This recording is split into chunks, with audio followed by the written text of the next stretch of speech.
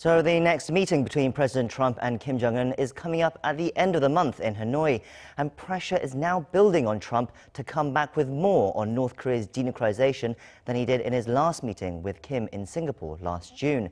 A number of U.S. lawmakers have already been expressing their doubts. EG1 has this report. There are now only a couple of weeks left until the second North Korea-U.S. summit in Hanoi, but U.S. politicians seem to have low expectations. That's according to The Hill on Sunday.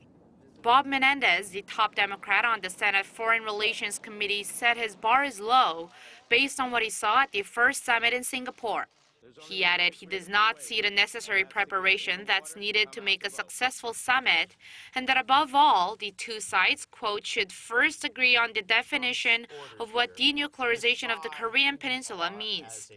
This comes after U.S. Special Representative for North Korea Stephen Biegun's remarks at Stanford University late last month, when he said Pyongyang and Washington do not have a specific and agreed definition of what final fully verified denuclearization is. Democrat Jack Reed backed up his skepticism by the continued lack of an inventory from the North Koreans on their nuclear program. He said it's going to be hard for U.S. negotiators to come up with a tangible denuclearization progress, since there has been no declaration of what nuclear sites, nuclear material, and facilities are in the North. A number of senior Republican senators were also careful not to get too carried away. Mitt Romney says there are high hopes for the summit, but there aren't any particular expectations, as the North Koreans have, quote, proved over the years that their promises aren't worth much. Romney said he would love to see specific commitments from the North, but only time will tell.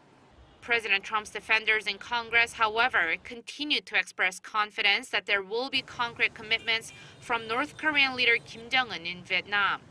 Senate James Inhofe said President Trump wouldn't be going forward with another summit if he didn't expect good results from it, and that Kim Jong-un wouldn't have come back as well if he isn't going to be more cooperative. 이지원, 아리랑 뉴스.